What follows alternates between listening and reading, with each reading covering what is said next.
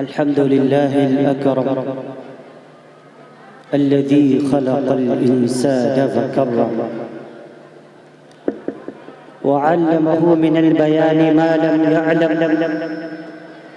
فسبحان الذي لا يحسن امتنانه باللسان ولا بالقلم. ونشهد أن لا إله إلا الله وحده لا شريك له الذي أوتي جوامع الكلم وكرائم الحكم ومكارم الشيم، صلى الله تبارك وتعالى عليه وسلم. الله أكبر كبيرا، لا ضد له ولا ند له ولا جور له ولا شبه له ولا حد له ولا عد له ولا حد له ولا عد له ولا كف له ولا مثال له ولا مثل له.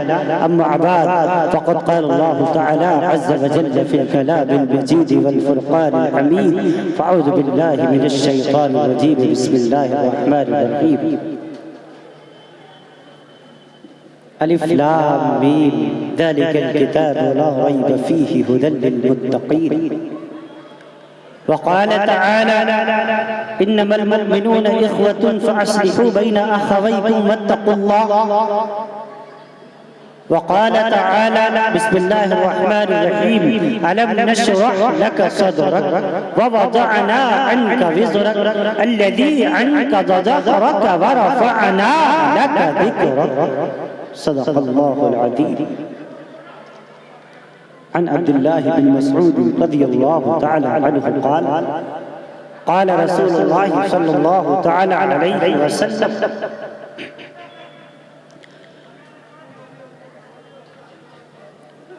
إن أكثر بني آدم في لسان. عن أبي سعيد الخدري رضي الله تعالى عنه قال: قال رسول الله صلى الله تعالى عليه وسلم: لا تسبوا أصحابي، فلو أن أحدكم أنفق مثل أحد ذهب ما بلغ مد أحدهم ولا نصيفا. رواه البخاري ومسلم. عن أبي هريرة قال: قال رسول الله صلى الله تعالى عليه وسلم: طلب العلم فريضة على كل مسلم. رواه مسلم. عن عثمان بن عفان رضي الله تعالى عنه قال: قال رسول الله صلى الله تعالى عليه وسلم: خيركم من تعلم القرآن وعلمه. رواه البخاري ومسلم. وأيضا قال النبي صلى الله عليه وسلم: تعلموا الفرائض والقرآن وعلموا الناس فإني مقبول. عن أبي الدرداء رضي الله تعالى عنه قال: قال رسول الله صلى الله تعالى عليه وسلم: إن العالم لا يستغفر له من في السماوات ومن في الأرض حتى الحيتان في الماء. إن العلماء ورثة الأنبياء، إن الأنبياء لم يورثوا دينارا ولا درهما، إنما ورثوا العلم فمن أخذه أخذ بحظ وافر. رواه الترمذي وابن ماجه وأبي داود ورواه أحمد، أو كما قال رسول الله صلی اللہ تعالی علیہ وسلم. آپ کی آواز اسٹیج تک کانوں میں نہیں پہنچ رہی ہے، اس میں تھوڑا آواز ڈالیں. محبت کے شرر سے دل سراپا نور ہوتا ہے. محبت کے شرر سے دل سراپا نور ہوتا ہے. ذرا سے بیج سے پیدا ریاض دور ہوتا ہے. اور محبت سے ہی ہے پائی شفا بیمار قوموں نے. محبت سے ہی ہے پائی شفا بیمار قوموں نے. کیا ہے بخت خفتہ کو بہت بیدار قوموں نے. اور مفکر اسلام ڈاکٹر اقبال رحمت اللہ تعالی علیہ فرماتے ہیں: سرشتے چشم آدم میں ہے عیسیٰ کا اثر پیدا. سرشتے چشم آدم میں ہے عیسیٰ کا اثر پیدا. خلیل اللہ کے دریا میں ہوں گے پھر گوہر پیدا. خلیل اللہ کے دریا میں ہوں گے پھر گوہر پیدا. اگر عثمانیوں پر کوہ غم ٹوٹا تو کیا غم ہے. اگر عثمانیوں پر کوہ غم ٹوٹا تو کیا غم ہے کہ خون سر ہزار انجم سے ہوتی ہے سحر پیدا، اور ہزاروں سال نرگس اپنی بے نوری پہ روتی ہے، ہزاروں سال نرگس اپنی بے نوری پہ روتی ہے، بڑی مشکل سے ہوتا ہے چمن میں دید اور پیدا، بڑی مشکل سے ہوتا ہے چمن میں دید اور پیدا۔ اور اقبال ایک دعا مانگ رہا ہے، اس دعا پر آپ بھی آمین کہہ دیجئے گا۔ اے رب الجلال، اے خلاق عالم، اے رزاق عالم، قوت عشق سے ہر پست کو بالا کر دے، آمین کہہ دیجئے۔ جس تعداد میں آپ حضرات یہاں موجود ہیں، آپ کے آمین کی گونج ہمارے کانوں تک آواز آئی نہیں، ایک مرتبہ بلند آواز سے کہیے آمین۔ ماشاءاللہ، آمین ایک مستقل دعا ہے، آمین ایک مستقل دعائیہ جملہ ہے۔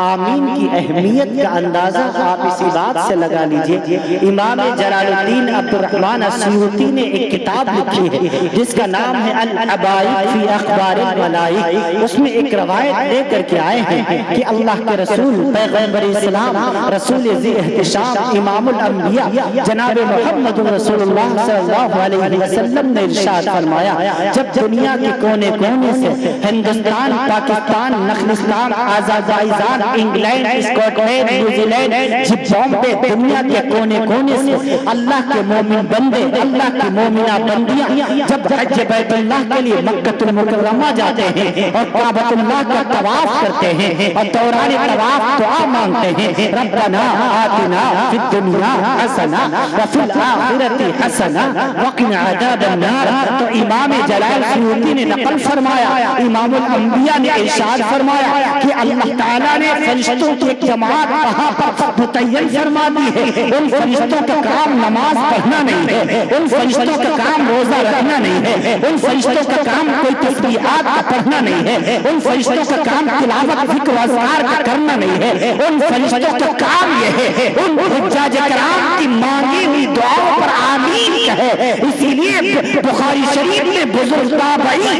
حضرت عطا کا قول درج ہے، حضرت عطا فرماتے ہیں الدعاء آمین، دعا آمین ایک مستقل دعا ہے۔ اسی لیے امام بخاری نے نقل فرمایا، جہاں آپ موقع ملا کرے آمین کہہ کے اللہ کی بارگاہ میں دعا مانگ لیا کرو، تو ایک مرتبہ دعا مانگ لیجئے اور بلند آواز سے کہہ دیجئے آمین۔ ماشاءاللہ، قوت عشق سے ہر پست کو بالا کر دے، آمین۔ دہر میں اسم محمد سے اجالا کر دے، اور اے اللہ تڑپنے پھڑکنے کی توفیق دے، دل مرتضیٰ سوزے صدیق دے، جوانوں کو سوزے فکر بخش دے، میرا دل و میری نظر بخش دے، کیوں کہ محمد سے وفا تو نے تو ہم تیرے ہیں، یہ جہاں چیز ہے کیا لوح و قلم تیرے ہیں۔ اللہ رب العالمین کے بے انتہا فضل احسان سے آج سرزمین پدمپور اردو بازار مدرسہ عربیہ بدر العلوم میں حاضری کا شرف حاصل ہوا۔ اس جلسے کے اولی داعی حضرت مولانا ذوالفقار صاحب مدد اللہ العالی، کئی ماہ قبل انہوں نے تاریخ درج کرائی، اللہ تعالیٰ کے فضل و کرم سے حاضری عمل میں آ گئی۔ یہاں آ کر کے انتہائی خوشی، دلی مسرت محسوس ہوئی۔ ہمارا اسٹیج معتبر اسٹیج ہے، اس اسٹیج پر علماء بھی ہیں، خطبہ بھی ہیں، شعراء بھی ہیں۔ اللہ تعالیٰ سب کو سلامت با سعادت رکھے۔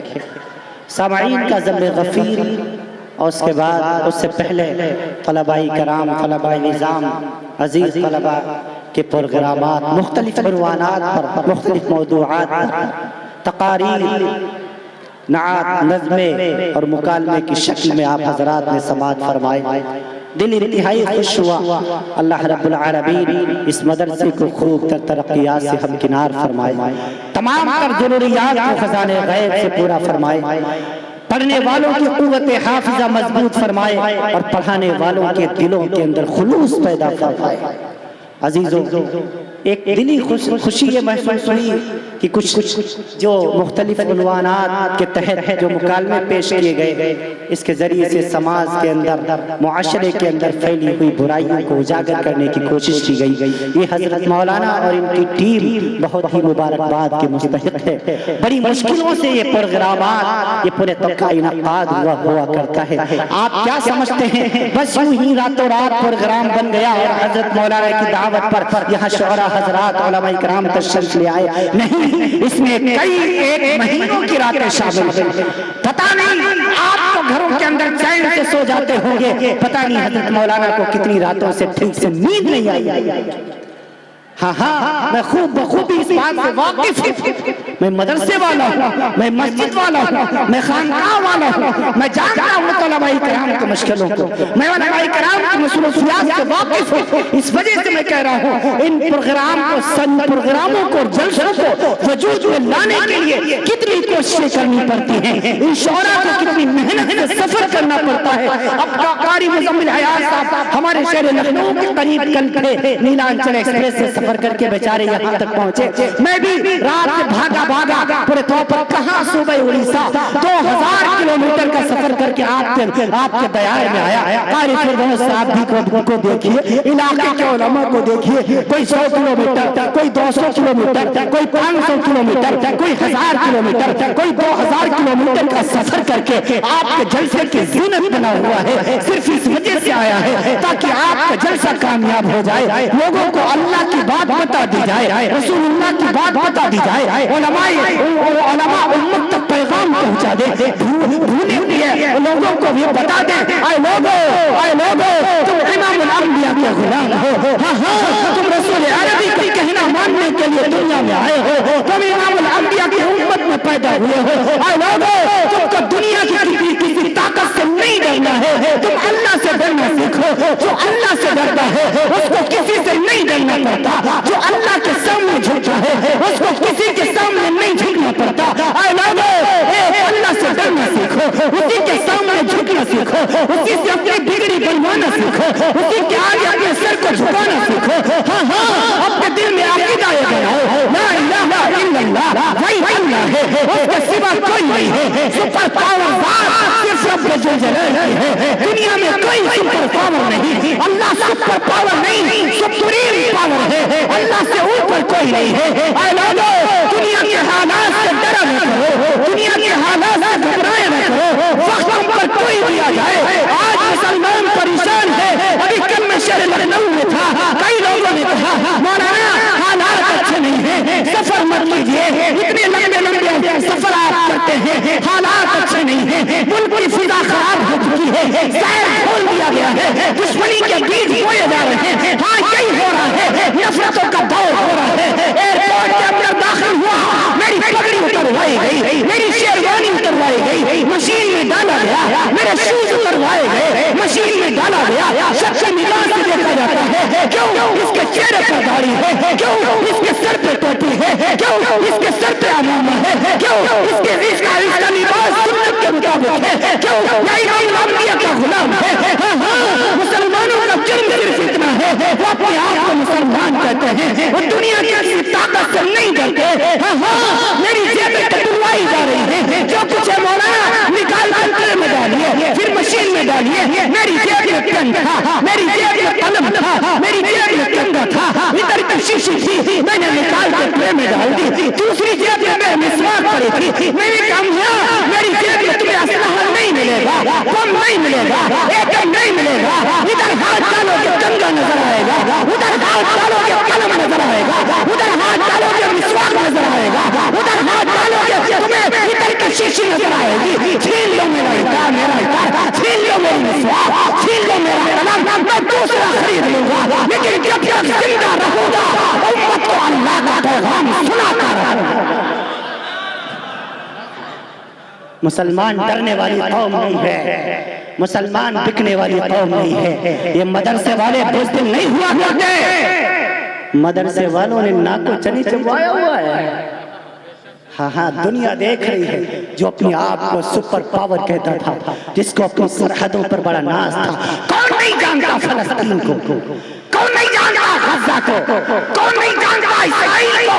وہ درندہ اسرائیل جو مظلوم فلسطینیوں کو آج دہشت گرد کہہ رہا ہے، اس کو کہہ رہا ہے کہ یہ آتنکوادی ہے جو اپنی زمین اپنی مادر وطن کو بچانے کی بھرپور کوشش کر رہے ہیں، جو اپنے ہزاروں بچوں کو غازہ مولی کی طرح قربان کر چکے ہیں، جن کی ہزاروں مائیں اور بہنوں کے سروں سے دوپٹوں کو اچھالا جا چکا ہے، ہزاروں جانوں کی شہادت پرتاب کو پیش کر چکے ہیں 1857 سے 1947 سے لے کر کے آج تک 75 سالوں میں اس اسرائیل درندے نے وہ خونی کھیل کھیلا ہے، دنیا پرتاب پر جس کو جانتی ہے پہچانتی ہے، لیکن آج دنیا اقوام متحدہ کہاں مر گیا ہے، کہاں مر گیا امن کی بات کرنے والے، کہاں مر گئے اپنے آپ کو امن کا دیوتا کہنے والے، جو ساری دنیا میں جو اپنے آپ کو امن کا دیوتا کہتا ہے، یہ شیطان امریکہ اس کو کیوں دکھائی نہیں دیتا کہ ظالم یہودی مظلوم فلسطینیوں کے خون سے ہولی کھیل رہے ہیں،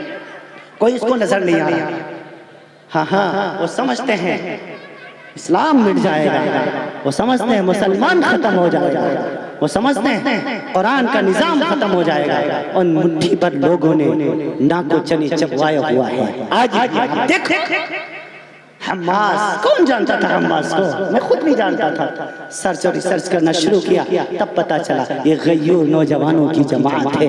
ہاں یہ غیور نوجوانوں کی جماعت ہے جنہوں نے رب ذوالجلال سے سودا کر لیا ہے اپنی جان کا۔ بدلے میں کیا ہے؟ بِأَنَّ لَهُمُ الْجَنَّةَ، بِأَنَّ لَهُمُ الْجَنَّةَ، بدلے میں جنت کو خرید لیا۔ نہیں پرواہ انہیں کسی چیز کی، نہیں کرتے وہ ٹینکوں سے، نہیں کرتے وہ تلواروں سے، نہیں کرتے وہ ڈرتے وہ کلاشن کوف سے، نہیں کرتے وہ ہتھیار سے، نہیں کرتے وہ شیطان امریکہ سے۔ انہوں نے بتا دیا ہے سپر پاور امریکہ نہیں، رب ذوالجلال کی ذات ہے۔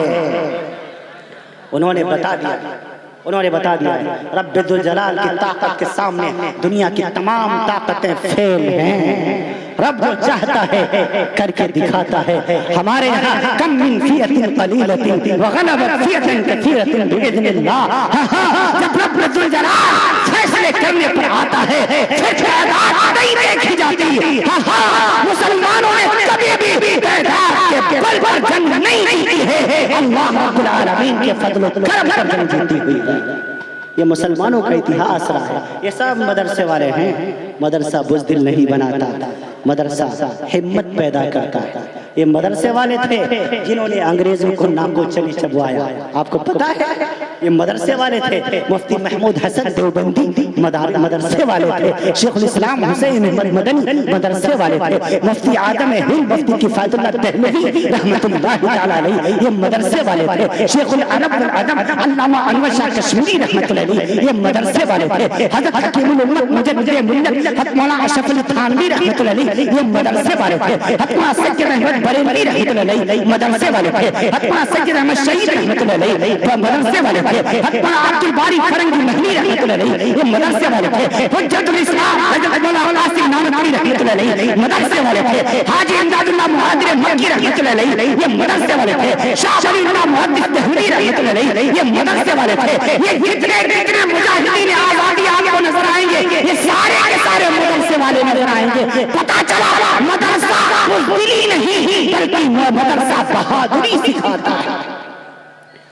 مدرسہ ماشاءاللہ آپ کا مدرسہ اچھا کام کر رہا ہے، ان مدرسوں کی خدمت کیجیے۔ یہاں پڑھنے والے طلباء کرام، طلباء اعظام، پڑھانے والے علماء کرام مبارکباد کے مستحق۔ ابھی ہمیں پتا چلا ابھی ایک عزیز طالب علم ہمارے ساتھی کی انشاءاللہ دستار بندی بھی عمل میں آئے گی۔ آپ حضرات اپنی آنکھوں سے وہ رونق منظر بھی دیکھیں گے۔